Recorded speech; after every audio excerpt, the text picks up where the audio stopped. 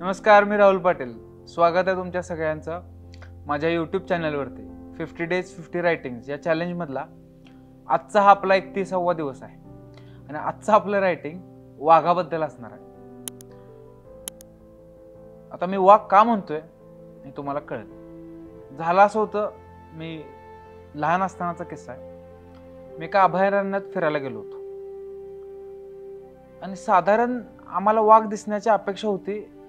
त्या भागाच्या बऱ्याच बाहेर अचानकच एक वाघ आमच्या गाडीच्या आडवा आला. गाडीत बसणाऱ्या गाईड्सची आणि आमची दोघांचीही अचानक वाघ दिसेल अशी अपेक्षा नव्हती. वाघ दिसल्याबरोबर सगळेजण जरा ओरडायला चालू झाले.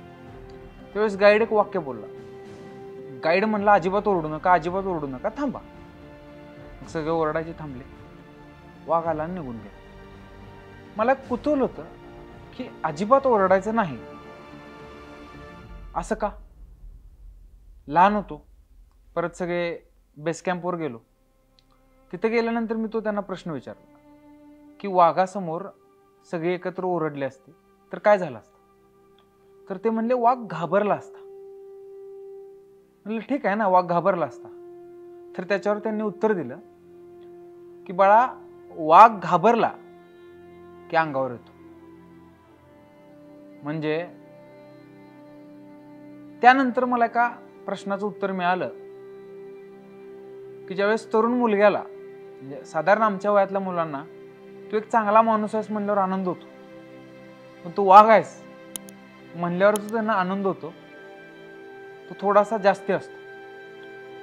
समस्या आली, संकट आली की पळून न जाता त्याच्यावर तुटून पडणं म्हणजे कदाचित वाघ होणं असेल.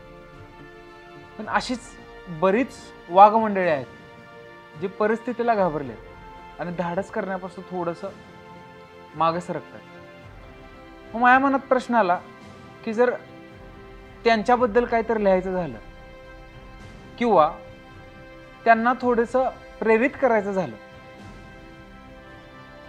तर सगळ्यात जवळचं वाटणारं नाव किंवा सगळ्यात जवळची वाटणारी गोष्ट म्हणजे वाघ. या वाघाला धरून त्यांना काय सांगता येते का? ज्याला मी सांगतोय तो कदाचित मीच असेल.